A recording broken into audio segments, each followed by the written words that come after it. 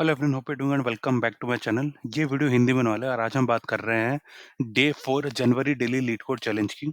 ये अगेन एक medium level question होने वाला है और ये मैं आपको कह सकता हूँ कि जैसे कि हमने कल देखा था, राइट, कि मतलब 50% एक्सेप्टेंस रेट था उस क्वेश्चन का, जबकि क्वेश्चन ईज़ी था। ये भी कुछ वैसे होने वाला है। ये क्वेश्चन आपको दिखने में थोड़ा हार्ड लगेगा, बट जब आप इसको मतलब समझने की कोशिश करोगे, जब एग्जांपल्स में अच्छे से जाने की कोशिश करोगे, आपको ये रियलाइज़ होगा कि क्वेश्चन बहुत ही सिंपल होने वाला है, ठीक है? तो जल्द से इसको शुरू करते हैं। इसका एक्सेप्टेंस रेट अराउंड 70% है। जस्ट फॉर योर इन्फॉर्मेशन मैं आपको बता देता हूँ। तो या शुरू करते हैं। ये क्वेश्चन 1930 है। यूनिक लेंथ 3 पैलिंड्रोमिक सबसीक्वेंसेस, ठीक है? ये अगर आपको जो पैलिंड्रोम का जो कॉन्सेप्ट है, अगर वो आपको देखो कॉन्सेप्ट ऐसा नहीं है, जस्ट एक नाम है, एक चीज़ का वो नाम रखा है उन्होंने पैलिंड्रोम, जो आपको आना चाहिए। अगर आपको नहीं आता, तब आपको थोड़ा डिफिकल्ट लग सकता है, बट अगर आपको आता है, अगर आपको पता है सबसीक्वेंसेस क्या होते हैं, अगर आपको पता है पैलिंड्रोम क्या होता है, ये क्वेश्चन आपके लिए ईज़ी होने वाला है, ठीक है? तो मैं आपको वही चीज़ पहले दिखा देता हूँ कि पैलिंड्रोम होता क्या है, उसके बाद हम मतलब क्वेश्चन के डिटेल्स में जाएँगे। आप देख सकते हो जैसे कि हिंदी में एक मतलब कॉमन नाम होता है, राइट? या ये जो नाम है, आप देख सकते हो कि अगर आप इसको लेफ्ट से राइट की ओर पढ़ोगे और राइट से लेफ्ट की ओर पढ़ोगे, तो जो सीक्वेंस ऑफ कैरेक्टर्स आता है स्टार्टिंग से एंड तक, वो सेम होने वाला है। देखो, लेफ्ट से राइट में गया तो ये ऐसा आएगा, NITIN आएगा।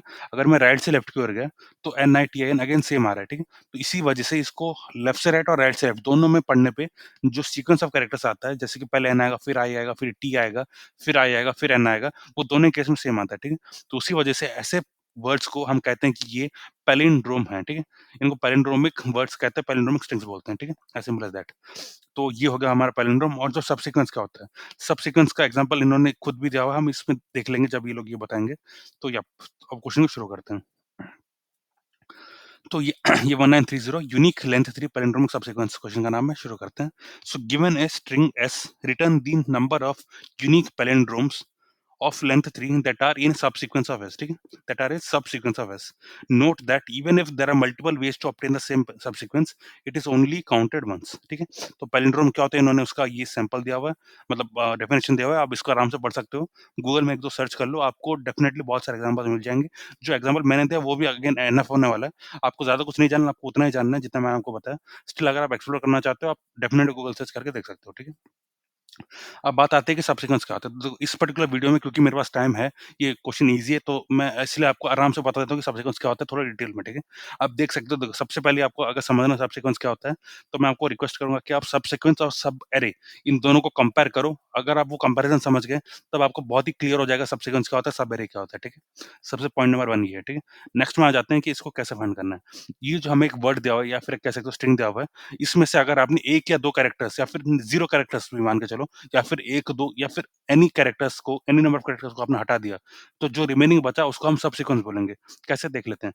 इसमें देखो, हमने बी को हटा दिया, हमने डी को हटा दिया, तो बचा क्या? ए, सी और ई। तो हमने ए, सी और ई को लिख दिया, ये एक सबसीक्वेंस हो गया, ठीक है? टेक्निकल टर्म में अगर हम समझने की कोशिश करें तो क्या है, देखो, आइडिया ये है कि हम एरे का एक पार्ट ले रहे हैं, ठीक है? उस वजह से ये जो वर्ड सब आ रहा है, ये उस वजह से आ रहा है क्योंकि हम पूरे एरे का एक पार्ट ले रहे हैं, ठीक है? और जो वर्ड सीक्वेंस आ रहा है, उसका कहने का मतलब ये है कि वो जिस सीक्वेंस में इस ओरिजिनल वर्ड में अपीयर हुआ है, हम उसी सीक्वेंस में इसको यहाँ ले रहे हैं, ठीक है? तो कहने का मतलब ये है कि हमने ए, सी और ई को लिया है, ठीक है? क्योंकि ये हमने पूरा स्ट्रिंग नहीं ले रहा है, हमने एक पार्ट लिया उसका, तो उस वजह से सब आ रहा है। जो वर्ड सब होता है ना, उसका मतलब ये होता है। और जो सीक्वेंस आ रहा है, इसका मतलब ये है कि क्योंकि देखो, इसमें ए पहले आया, फिर सी आया, फिर ई आया, ठीक है? इन तीनों में से ए पहले आता है, फिर सी आता है, फिर ई आता है। तो उसी सीक्वेंस में हमने यहाँ लिया है। रिमेंबर, अगर आपने इसका सीक्वेंस चेंज कर दिया, दैट इज़ अगर आप मान के चलो ई को आगे लेके आ गए, तो ये ई से ए बन जाएगा, जो कि अगेन एक करेक्ट नहीं है, राइट? वो सब सीक्वेंस नहीं होगा फिर, वो कुछ और ही हो जाएगा। तो उसी वजह से ये जो वर्ड है सब सीक्वेंस, ये है, ठीक है? आपको उसका सीक्वेंस मेंटेन करना है, सीक्वेंस ही इसमें सबसे ज़्यादा इंपॉर्टेंट चीज़ है। आप सब सीक्वेंस की बात करते हो, ठीक है?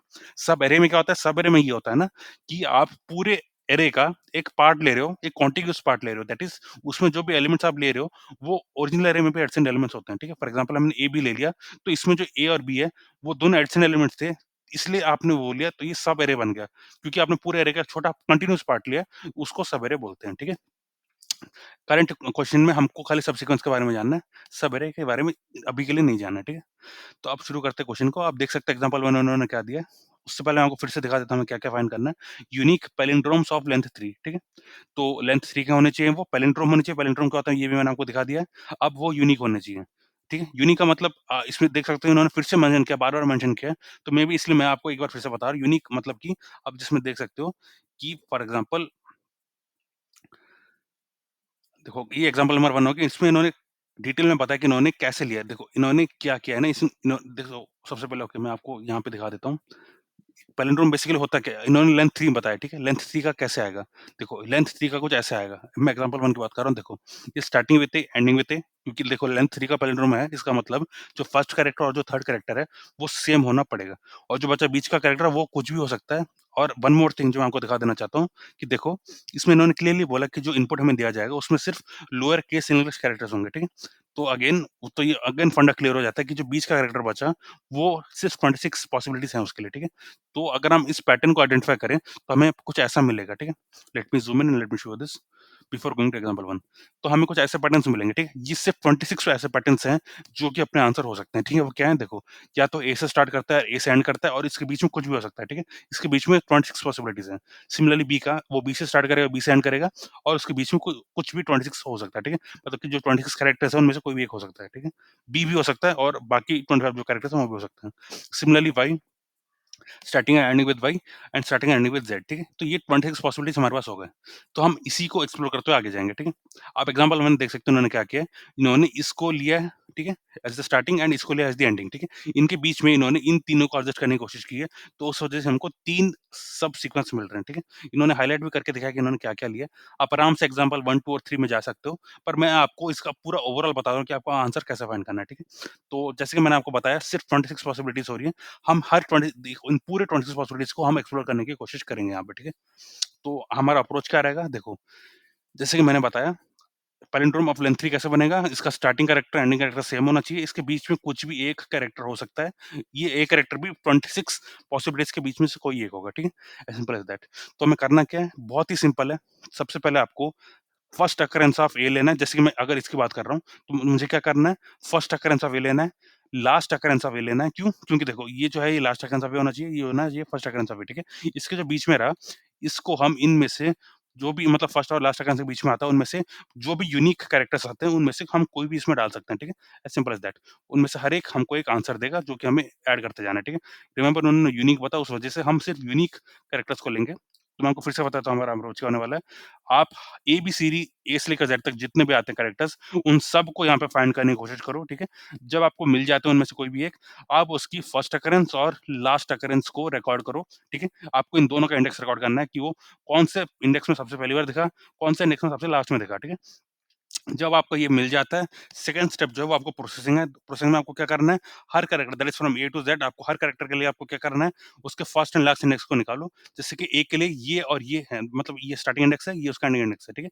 इसके जो बीच के नंबर हैं, मतलब जो बीच के कैरेक्टर्स हैं, उनमें से जो यूनिक है उनको ले लो। इस केस में ए, बी, सी तीनों यूनिक हैं, पर कुछ केसेस में मतलब डुप्लीकेट्स भी होंगे, राइट? तो हमको सिर्फ यूनिक लेना है, जो भी यूनिक आते हैं, जितने भी नंबर यूनिक आते हैं, उनमें से हर एक, एक पैलिंड्रोम ऑफ लेंथ 3 बनाएगा, ठीक है? तो उनको आपको आंसर में ऐड करते जाना है। तो मतलब ये पूरा क्वेश्चन आप कै कैसे रिज़ॉल्व हो जाता है? आपको इतना करना है कि ए से लेकर ज़ेड तक, ठीक है? सारे कैरेक्टर्स के first and last occurrence note करते जाओ, ये स्टेप नंबर 1 है। स्टेप नंबर 2 क्या हो गया? ये जो आपने नोट बनाए हैं अभी, मतलब हर कैरेक्टर के स्टार्टिंग और एंडिंग इंडेक्स को, उनके बीच में आपको फॉर लूप लगाना है, हर ए से ज़ेड तक, जो भी आपको स्टार्टिंग और एंडिंग इंडेक्स दिखता है, हर एक का एक फॉर लूप लगाओ। जैसे कि ए के केस में ये स्टार्टिंग इंडेक्स था, ये एंडिंग इंडेक्स था। इनके बीच में हमने इन जो भी कैरेक्टर्स आते हैं, उनका हमने यूनिक कैरेक्टर्स रिकॉर्ड किया, नंबर ऑफ यूनिक कैरेक्टर्स, वो हमने आंसर में ऐड किया, ठीक है? ये अपना अप्रोच होगा। जल्द से आप ये देख लेते हैं हमने क्या किया। तो मैंने so let me zoom out या तो मैंने इसको एज़ अ मैप यूज़ किया है। मैप यानी कि की वैल्यू पेयर्स होता है, इसको डिक्शनरी बोलते हैं पाइथन में, राइट? अगेन क्योंकि मैं इसमें सिर्फ़ कैरेक्टर्स रिकॉर्ड करने वाला हूँ, दैट इज़ हर कैरेक्टर का स्टार्टिंग इंडेक्स और एंडिंग इंडेक्स यानी कि फर्स्ट अकरेंस और लास्ट अकरेंस। तो क्योंकि सिर्फ़ 26 यूज़ होने वाले हैं, तो ये इसका स्पेस कॉम्प्लेक्सिटी ऑफ 26 होने वाला है, जो कि कांस्टेंट काउंट होगा, ठीक है? As simple as that. हमने एक लेंथ लिया जो कि है ना, उसके बाद हमने इसको पॉपुलेट करने की कोशिश की, ठीक है? तो ये जो पूरा फॉर लूप आप देख रहे हो इसी के लिए, ठीक है? तो हम क्या कर रहे हैं, हम हर कैरेक्टर में जा रहे हैं क्योंकि ओ ऑफ एन लिखा है, इसका मतलब है कि हम हर कैरेक्टर में जा रहे हैं बेसिकली।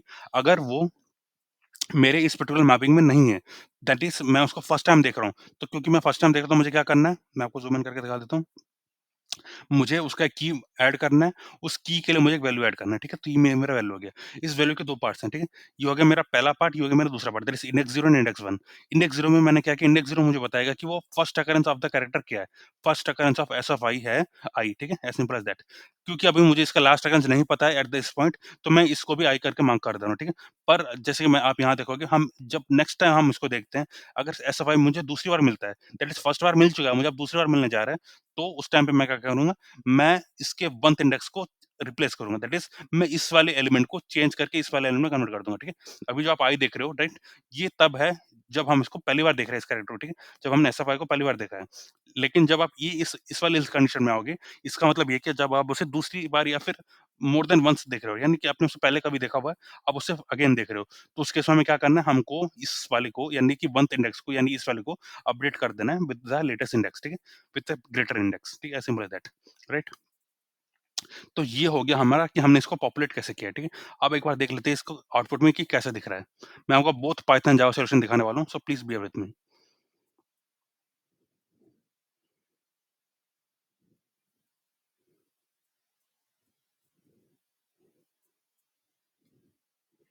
या ये कुछ ऐसे दिखने वाला है फ्रेंड्स, ये रहा। आप देख सकते हो ए के केस में हमने क्या किया, हमने इसका फर्स्ट और लास्ट इंडेक्स रिकॉर्ड किया। फर्स्ट इंडेक्स इसका 0 इसका लास्ट इंडेक्स 4 है, ठीक है? बी और सी के केस में क्योंकि सिर्फ एक-एक बार अपीयर हो रहे हैं, तो इनका फर्स्ट और लास्ट इंडेक्स दोनों ही सेम होने वाला है, ठीक है? ए के केस में डिफरेंट होने वाला है। आप देख सकते हो ए जो है वो 0th इंडेक्स में पहली बार आ रहा है और वो 4th इंडेक्स में लास्ट बार आ रहा है। तो हमने वही यहाँ पे रिकॉर्ड किया, ठीक है? अब आगे देखते हैं हमने क्या किया है। उसके बाद हमने आंसर को इनिशियलाइज़ किया जो कि 0 होने वाला है इनिशियली। उसके बाद हमने क्या किया, हम उस जो ये जो मैंने आपको दिखाया ये एक मैपिंग है, ठीक है? यानी कि ये एक की है, ठीक है? ये उसका वैल्यू है।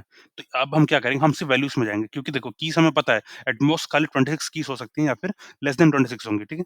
तो हमें क्या करना है, हमें कीज़ का कोई मतलब नहीं है, ठीक है? हमको सिर्फ आंसर फाइंड करना है। आंसर क्या है? Number of unique palindromic subsequences of length 3, ठीक है? हमको खाली उतना फाइंड करना है। तो उसके लिए हम सिर्फ वैल्यूज़ में अब जाएँगे। देखिए ये जो एक वैल्यू है, राइट? ये दूसरा वैल्यू है एंड ये तीसरा वैल्यू है इस केस में, ठीक है? हम सिर्फ वैल्यूज़ में जाएँगे, हमें कीज़ की अभी नहीं पड़ी है, क्योंकि हमें ये नहीं दिखाना है कैसे-कैसे स्ट्रिंग्स अपीयर हो रहे हैं, हमको खाली आंसर निकालना है। तो इसलिए हम सिर्फ वैल्यूज़ में जा रहे हैं, जो कि अगेन O ऑफ 26 हो सकता है इन द वर्स्ट केस क्योंकि हमारे पास 26 कीज़ एट मैक्स होने वाली है, ठीक है? At max. तो हम क्या करेंगे, देखो इसका जो मैंने डॉट वैल्यूज़ किया, इसमें हर वैल्यूज़ को मैं आई एन जे करके बोल रहा हूँ, ठीक है? कहने का मतलब क्या है देखो, क्योंकि इससे 2 वैल्यूज़ होने वाले हैं हर वैल्यू में, तो इसको मैं पहले वैल्यू को मैं आई बोलूँगा, दूसरे वैल्यू को मैं जे बोलूँगा, ठीक है? आई होगा उसका फर्स्ट अपीयरेंस, जे होगा उसका लास्ट अपीयरेंस, ठीक है? ये सेम चीज़ मैंने जावा वाले सॉल्यूशन में फॉलो की है, तो आप इस चीज़ को समझ गए, तो आपका जावा वाला सॉल्यूशन समझने में भी आसानी होगी, ठीक है? हमने एक सेट डिक्लेयर किया, सेट क्यों? क्योंकि देखो, अभी जो ये आई और जे है, हमको इसके बीच के जितने भी एलिमेंट्स हैं, उनमें से जाना है, उनमें से हर एक एलिमेंट को हमें एक सेट में डालना है, क्योंकि हमें आई और जे के बीच में जो भी यूनिक कैरेक्टर्स हैं, हमको वो चाहिए, ठीक है? उसका लेंथ चाहिए, उसका number of unique characters between I and J चाहिए हमको, ठीक है? तो हम वो कैसे करेंगे? देखो, मैं एक फॉर लूप लगाऊँगा जो कि i+1 से j-1 तक जाएगा, ठीक है? i+1 से j-1 तक जाएगा, मैं उस हर एक कैरेक्टर जो भी इनके बीच में है, दैट इज़ i+1 से j-1 के रेंज में है, हम उनको इस कैरेक्टर सेट में ऐड करते जाएँगे, ठीक है? तो एट लास्ट जब हम इस फॉर लूप से बाहर आ जाएँगे, हम देखेंगे कि हमको कितने ऐसे कैरेक्टर्स मिले हैं, जो कि इस रेंज में दैट इज़ आई और जे के रेंज में, ठीक है? विथिन आई एंड जे, ठीक है? i+1 टू j-1 के रेंज में, ठीक है? तो हमको जब मिलेगा, जो लेंथ मिलेगी मतलब लेंथ ऑफ यूनिक कैरेक्टर जो मिलेगा, नंबर ऑफ यूनिक कैरेक्टर जो मिलेगा, हम उसको आंसर में ऐड करते जाएँगे, ठीक है? मैंने आपको ये प्रिंट करके दिखाया, ये आपको ईज़िली होगा समझने के लिए, तो एक बार फिर से वो देख लेते हैं। तो देखो, सबसे पहले हमने ये वाला चीज़ प्रोसेस किया, ठीक है? इसका मतलब क्या है देखो, ये जो है, ठीक है? अगर हम बात कर रहे हैं एक पैलिंड्रोमिक सबसीक्वेंस की which is starting and ending with a, ठीक है? तो उस केस में क्या होगा देखो, वो उसका फर्स्ट अकरेंस 0 है, लास्ट अकरेंस 4 है, ठीक है? तो इसके बीच में यानी कि ये जो 3 कैरेक्टर्स आपको दिख रहे हैं, ये 0 और 4 के बीच में, ठीक है? तो ये क्या-क्या कैरेक्टर्स हैं? ये यूनिक कैरेक्टर्स यही हैं, ठीक है? तो इनमें से हर एक यूनिक कैरेक्टर एक-एक पैलिंड्रोमिक स्ट्रिंग बनाएगा ऑफ लेंथ 3। तो यानी कहने का मतलब है कि जितना भी आपको ये लेंथ मिला है दैट इज़ 3 मिला है, आप उसको आंसर में ऐड कर दो क्योंकि हमें 3 पैलिंड्रोमिक सब सीक्वेंसेस मिलने वाले हैं जो कि यूनिक हैं, ठीक है? तो हमने इसको आंसर में ऐड कर दिया, तो ए की वजह से दैट इज़ द आप कह सकते हो palindromic subsequence starting and ending with a, वो हमको 3 मिलने वाले हैं, ठीक है? अब हम बी की बात कर लेते हैं। देखो बी का जो मिल रहा है, वो एम्प्टी है, दैट इज़ अगर हमने एक पैलिंड्रोम बनाने की कोशिश की जो starting and ending with b हो रहा है, तो हम वो नहीं बना पाएँगे क्योंकि हमको कोई बीच का एलिमेंट नहीं मिलेगा इस केस में, ठीक है? सिमिलरली सी के केस में हमको कोई बीच का एलिमेंट नहीं मिलेगा। आप देख सकते हो ना? जैसे कि मैं आपको यहाँ दिखाया था, एक पैलिंड्रोम जो ए और ए से स्टार्ट होता है, ए में एंड होता है, हमको खाली एक बीच का कैरेक्टर चाहिए, सिमिलरली बी के लिए। लेकिन इस केस में क्या हो रहा है ना, बी के लिए जो हमको मिडल का एलिमेंट चाहिए, वो हमको नहीं मिलने वाला है क्योंकि आप देख सकते हो, जो बी है ओके, मैं आपको यहीं पे दिखा देता हूँ, जो बी है, वो एक ही बार अपीयर हो रहा है, राइट? तो क्योंकि बी 2 बार अपीयर हो ही नहीं रहा, तो उसके बीच का एलिमेंट आएगा ही कहाँ से, राइट? आप समझ रहे हो ना मैं क्या बोल रहा हूँ? तो उस वजह से हम बी से एक पैलिंड्रोमिक स्ट्रिंग यहाँ पे नहीं बना सकते, क्योंकि सिर्फ़ एक ही बार वो अपीयर हो रहा है, राइट? एटलीस्ट 2 बार तो अपीयर होना पड़ेगा ना, क्योंकि जो स्टार्टिंग हो रहा है उससे एंड भी तो होना है ना। तो आप समझ रहे हो ना मैं क्या बोल रहा हूँ? तो उस वजह से सिर्फ़ ए के साथ ही हम यहाँ पे पैलिंड्रोमिक सबसीक्वेंस बना सकते हैं। अब देख सकते हो इन्होंने भी जो आंसर दिया उसमें जितने भी इन्होंने बताए हैं सबसीक्वेंसेस, पैलिंड्रोमिक सबसीक्वेंसेस, वो ए से स्टार्ट हो रहे हैं, ए से एंड हो रहे हैं। उनके बीच में ये 3 कैरेक्टर्स आ रहे हैं। तो ये हमारा आंसर होने वाला है। हम कोई दूसरा एग्ज़ाम्पल देख लेते हैं, एग्ज़ाम्पल 3 में आ जाते हैं चलो। इसमें देखो, यहाँ पे हम बात कर रहे हैं बी की, तो that is the palindromic subsequences starting and ending with B, ठीक है? तो बी का फर्स्ट अकरेंस 0th इंडेक्स में, बी का लास्ट अकरेंस 5th इंडेक्स में, ठीक है? आप यहाँ पे देख सकते हो। तो उसके बीच में यानी कि आप देखोगे हम इन की बात कर रहे हैं, ठीक है? इनमें हमको यूनिक कैरेक्टर्स ढूँढने हैं। तो इसमें कितने यूनिक कैरेक्टर्स हैं? इसमें हमको 3 यूनिक कैरेक्टर्स मिल रहे हैं। यानी कहने का मतलब ये है कि अगर हम बी से स्टार्ट करते हुए एंड करते हुए हम अगर सबसीक्वेंस ढूँढने चलेंगे, तो हमको 3 ऐसे सब सीक्वेंस मिलने वाले हैं, ओके? जिनमें ये चीज़ें मिडल एलिमेंट होंगी, जो मैंने अभी हाइलाइट किया है, ठीक है? तो हमको 3 एक तो as a subsequence starting ending with b हमको 3 मिल जाएँगे। सिमिलरली अगर हम सी की बात करें तो क्योंकि सी सिर्फ एक ही बार प्रेज़ेंट है, तो इसका कोई सब सीक्वेंस नहीं हो पाएगा। और अगर हम ए की बात करें, यानी कि subsequence starting and ending with a, तो हमको ये एक सब सीक्वेंस मिलने वाला है, जिसका मिडल एलिमेंट बी होने वाला है, ठीक है? तो यानी बी वाले सब सीक्वेंसेस 3 मिल रहे हैं और ए वाले सब सीक्वेंस जो कि स्टार्टिंग एंडिंग विद ए हो रहा है, वो खाली 1 मिल रहा है, ठीक है? तो 3 + 1 आंसर आपको 4 आता है। तो हम इस तरीके से इसको निकालने वाले हैं। तो अगर हम इसकी स्पेस और टाइम कॉम्प्लेक्सिटी की बात कर लें, अब देख सकते हो हमने क्योंकि मैपिंग यूज़ किया जिसमें एट मोस्ट 26 की वैल्यू पेयर्स होंगे, तो इसका O ऑफ 26 स्पेस कॉम्प्लेक्सिटी हो जाएगा। क्योंकि ये एक कांस्टेंट स्पेस कॉम्प्लेक्सिटी है, हम इसको O ऑफ 1 कंसीडर करेंगे, that is O of constant करेंगे। ये नॉट रिमेंबर ये चीज़ जो है, ये डिपेंडेंट ऑन n नहीं है। हमको स्पेस कॉम्प्लेक्सिटी जब हम बिग और नोटेशन यूज़ करते हैं ना, हमको ये बताना था कि वो n से कैसे रिलेटेड है। इस केस में n से रिलेटेड नहीं होगा क्योंकि सिर्फ 26 ही होना है, राइट? जो 26 है वो कांस्टेंट है, राइट? तो उस वजह से स्पेस कॉम्प्लेक्सिटी कांस्टेंट होने वाली है, ठीक है? अगर हम इस वाले लूप की बात करें तो ये O of n time complexity का होने वाला है, ओके? अगेन ये जो वाला लूप है, ये O ऑफ 26 टाइम कॉम्प्लेक्सिटी होने वाला है जो कि कांस्टेंट है। तो इसका भी कोई एडिशन ऐसा नहीं होगा टाइम कॉम्प्लेक्सिटी में, राइट? अगेन ये जो हम कैरेक्टर सेट एज़ ए मतलब ये टेम्परेरी कैरेक्टर सेट यूज़ कर रहे हैं, ये भी सिर्फ 26 कैरेक्टर्स ही स्टोर करने वाला है on a max. So again ये भी कांस्टेंट स्पेस कॉम्प्लेक्सिटी होने वाला है। और ये जो हम ऐड ऑपरेशंस कर रहे हैं, ये अगेन एक कांस्टेंट ऑपरेशन है, क्योंकि हम कैरेक्टर सेट में कैरेक्टर्स ऐड कर रहे हैं, राइट? इस फॉर लूप के थ्रू हम कैरेक्टर सेट में ऐड कर रहे हैं, जो कि अगेन एक कांस्टेंट ऑपरेशन होने वाला है। उस वजह से इसका कोई इम्पैक्ट नहीं होगा टाइम और स्पेस कॉम्प्लेक्सिटी में, ठीक है? As simple as that. So yup इस तो इसका O of N time complexity हो जाएगा, इसका O of constant space complexity हो जाएगा, ठीक है? ये था all about Python solution. Now coming to the Java solution, same चीज़ हम करने वाले हैं जावा में भी। तो जावा में हम क्या कर रहे हैं, देखो मैंने इन चीज़ों को as a member of the class declare कर दिया। आप इसको चाहो तो फंक्शन के अंदर भी डिक्लेयर कर सकते हो, या आपके ऊपर आप कैसे करते हो, ठीक है? फाइन। तो या आप देख सकते हो मैंने इसे कैसे डिक्लेयर किया इस मैप को। इस मैप का जो की होगा वो एक कैरेक्टर होगा, इसका जो वैल्यू होगा वो एक लिस्ट ऑफ इंटीजर होगा, ठीक है? जैसे कि मैंने आपको पाइथन में दिखाया था, राइट? सेम चीज़ हम यहाँ पे करने की कोशिश कर रहे हैं। देखो आप देख सकते हो जो की होगा वो एक कैरेक्टर होगा, जो वैल्यू होगा वो एक लिस्ट ऑफ इंटीजर होगा। सेम चीज़ हमने यहाँ पे किया है, ठीक है? हमने एन और आंसर को भी डिक्लेयर किया, आप सबको इनिशियलाइज़ करते हैं, ठीक है? तो this dot n is equal to s dot length, फिर हम इसको भी इनिशियलाइज़ कर रहे हैं as a hash map with ये जो 26 मेंशन किया है ना, इसका मतलब ये है कि इसमें एट मोस्ट 26 की वैल्यू पेयर्स होंगे। अगर ये 26 को एक्सीड करता है तो इसको मतलब क्या है ना कि इसको फिर से एडिशनल मेमोरी को एक्वायर करना पड़ेगा ड्यूरिंग रन टाइम, जो कि हम नहीं चाहते हैं, राइट? वो एक परफॉर्मेंस को मतलब आप कह सकते हो कि परफॉर्मेंस उससे खराब होती है। तो आपको स्टार्टिंग में अगर आप एक नंबर मेंशन कर दो जो कि मतलब पूरे प्रोग्राम में इसको क्रॉस नहीं करने वाला है, तो ये बहुत ही अच्छी चीज़ होती है। तो इसीलिए मैंने 26 यहाँ पे मेंशन कर दिया है, क्योंकि 26 से ज़्यादा की वैल्यू पेयर्स नहीं होंगे, ठीक है? आंसर को हमने इनिशियलाइज़ किया, फिर ये जो हमने डेटा स्ट्रक्चर यूज़ किया इसको हम पॉपुलेट करने की अब कोशिश कर रहे हैं, ठीक है? हम एक हर कैरेक्टर में जा रहे हैं, ठीक है? अगर वो कैरेक्टर पहले से नहीं है, तो हमें क्या करना है? हमको उसे इनिशियलाइज़ करना है, दैट्स की वैल्यू पेयर को इनिशियलाइज़ करना है। कैसे करना है? ये हमारा की हो जाएगा, ये हमारा वैल्यू हो जाएगा। आप एक बार जावा में मतलब पाइथन में देख लो हमने कैसे किया है। सेम चीज़ हम यहाँ पे कर रहे हैं। आप देख सकते हो ना, इसको हमने as a list of integer जो कि जिसमें 2 मतलब इंटीजर्स होने वाले हैं और दोनों ही सेम होने वाले हैं। तो हमने वही चीज़ यहाँ पे की है। हम ये 2 इंटीजर्स को एज़ ए लिस्ट हम अब इसमें डाल रहे हैं एज़ ए वैल्यू, ठीक है? तो मैंने अरेज डॉट एजलिस्ट यूज़ किया है, क्योंकि देख लो हमको आप देख सकते हो as a list of integer चाहिए। तो मैंने अरेज डॉट एजलिस्ट यूज़ किया इसके लिए। इसमें जो वैल्यूज़ होंगे इनिशियली वो i, i होंगे, ठीक है? जो नेक्स्ट टाइम हमको मिलेगा तो हमें क्या करना है, हमको इंडेक्स नंबर 1 में करंट आई को पॉपुलेट करना है, ठीक है? तो हम क्या कर रहे हैं, ये हमने पास किया जो हमारा की है, तो ये जो चीज़ है ये हमको वैल्यू लाके दे देगी। उस वैल्यू का हमने क्या किया, क्योंकि वैल्यू लिस्ट है, डॉट सेट हमने ये किया, ठीक है? यानी कि इंडेक्स 1 में जाके आई को सेट कर दो। अब देख सकते हो हमने पाइथन में वही चीज़ की, हम इंडेक्स 1 में जा रहे हैं और हमने आई को वहाँ सेट किया, ठीक है? उसके बाद या उसके बाद अगर आप देखोगे तो ये चीज़ हो गई, यानी कि हमने डेटा स्ट्रक्चर को पॉपुलेट कर दिया। अब हमको उसको यूज़ करते हुए वैल्यू निकालनी है।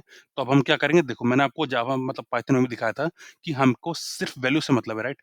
हमको सिर्फ़ इन वैल्यू से मतलब है।